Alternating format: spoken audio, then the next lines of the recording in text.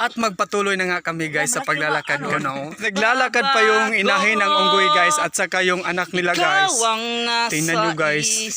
Hey dad, are you here? No. Mulabi, so nandito tayo sa Mulabi. So, ayan guys, nandito na tayo sa Mulabi guys. Ayan. Hey my friend. Tingnan mo guys. High five. High five naman. Wala ka kasing saging kaya ayun. Ayun lang mag high five. Ito guys, tingnan nyo muna guys oh. Bigyan natin kaya. Bigyan natin? Oh. Sige, kumuha ka ng isa. Hati-hati Huwag mo lang. lang ipakita guys. Okay. Huwag mo lang ipakita guys. Ayan guys. Si kawawa. Op. Baka ano yan. Hindi Just wait for... Wait for a while. Bigyan mo yung konti-konti Wala naman. Ano pa dyan sa boss. Hati-hatiin mo guys. Yan ha. Hati-hatiin mo. natin guys. Hati-hatiin. Oh, hati-hati lang. Perfect. Hati-hati. Okay. Hati-hatiin mo. Hey, ito ang cute naman. Ay. Ang liit, ang cute. Ang cute.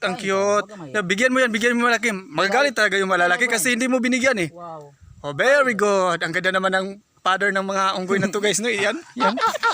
Eh, ito pa. Nako, hindi ka nakaabot. Nahuli ka. Ito marami dito guys. Ito guys. Sayang guys. Sinabi ko pa naman sa driver ng motor guys na bibili kami ng marami. Tapos, ayun. Lumagpas na pala kami sa bilihan ng mga saging. Ito na nga naman yung kasama ko. Pagod na pagod. Pero malapit na daw kami guys. Wala, okay na. Hey bro. Where you going bro? Papa, magod na. You want to go there with your family bro? Ayun nga guys. Ayun na sila guys. Tingnan nyo naman guys. Yan, nag-aabang yan sila guys. Kung sino dumaan dito. Dahil manghihingi talaga sila ng pagkain guys. Ayun na nga guys. Tingnan nyo. Ang dami nila dito guys. Dito, nag-aabang lang guys. Saging na lang ang kulang.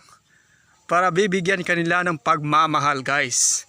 Kahit anong ipagawa nyo, gagawin nila. Basta't may saging ka. Ayun, yung cute. Cute talaga para sa akin to guys. Yung maliit guys. Mulabi Betix. Yan, dyan nga siya. Ito guys.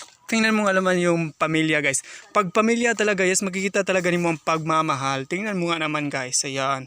Yun yung baby oh. Tingnan nyo guys. Oh baby. Baby monkey guys. Ayan na nga yung ina niya guys. Yan. Baby monkey yan. Yan. At marami pa dito guys. Ano no? Naghukay sila sa lupa guys. Ano kayang hinahanap nila dyan guys. Yan. Oh naghukay sa lupa. At ito naman guys. Ayun.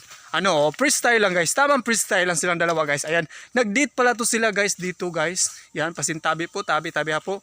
Ayan, nag-date yung dalawa na yan guys. Magkapatid siguro yan o ano, magtuwa. Ayan naman guys, yung inahin, ama ng guys. Tingnan nyo naman guys, nag-date sila guys. Pareho guys. Just kidding. Yan, nag-date sila guys. Tingnan mo naman guys.